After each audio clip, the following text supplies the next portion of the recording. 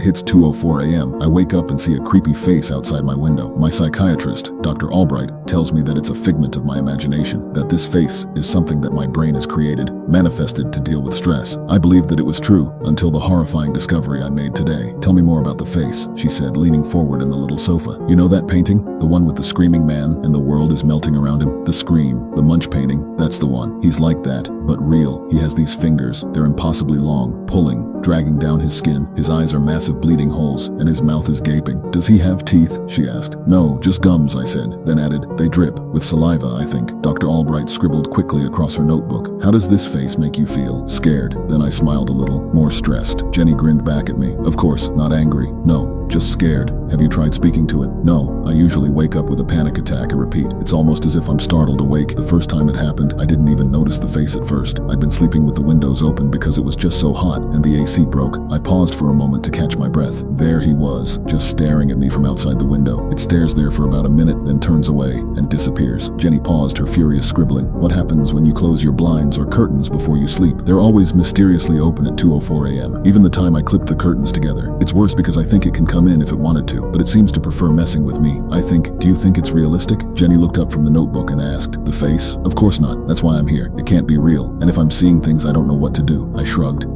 And the face. It's not really possible, is it? This person is hovering on the 19th floor of a luxury condo. She paused and looked straight at me. Let's try something small, actionable. Why don't you ask someone to sleep over with you tonight? To see the face as well? To speak to it if it's there? Before I could answer, a small alarm clock rang. Looks like our session is up. Dr. Albright smiled warmly at me and prompted me to leave. Jared slept over that night. We'd been dating for over a year, and he knew about the nightmares. He thought I had sleep paralysis. He was the one that suggested I see a psychiatrist or sleep scientist about it. Most of the time, we'd sleep over at his place. It was bigger, closer to the business district, and just nicer. He had been patient, understanding. You don't have to make excuses to sleep with me, he joked, smiling with his bleached grin. We fell asleep while spooning each other at around 11 p.m. Then, I suddenly woke up at 2:04 a.m. Jared was still sleeping. I could see his chest rising and falling, mouth hanging open, his left arm curled along my back protectively. The face was there, at the window, eyes wider than usual, its mouth slowly closed, and it brought a spindly finger up to its lips. I shook Jared. Jared, come on, wake up, I whispered urgently. Jared blinked sleepily, eyes adjusting to the dark. Is it the face again, Bailey? He mumbled sleepily. Again? What the fuck does he mean again? Jared, look, just look out the window, please. I begged, desperate to know I wasn't crazy. The heavy gray curtains that we'd clipped shut had been pulled apart. Even if he couldn't see the face, he would have noticed that, surely. Jared was still blurry, dazed in the fog of sleep. Look out the damn window, I hissed. The face was now shaking its head. It was easy to interpret. Naughty,